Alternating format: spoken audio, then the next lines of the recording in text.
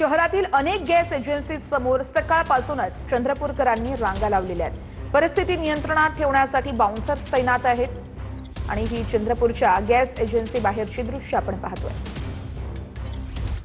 चंद्रपुरात gas सिलेंडरसाठी नागरिकांनी मोठी गर्दी केली।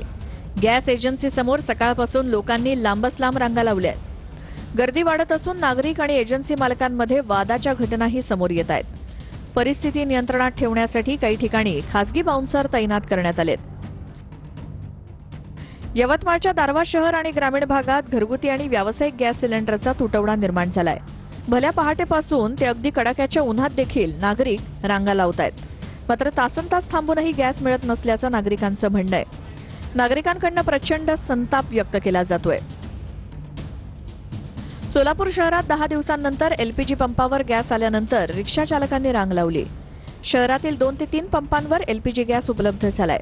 जुळे सोलापूर परिसरातील ऑटो एलपीजी पंपावर रिक्षा चालकांनी गर्दी केली आहे। एलपीजी गॅस पंप बंद असल्यामुळे जवळपास 18,000 रिक्षा चालकांवरती बेरोजगारीची वेळ आली होती।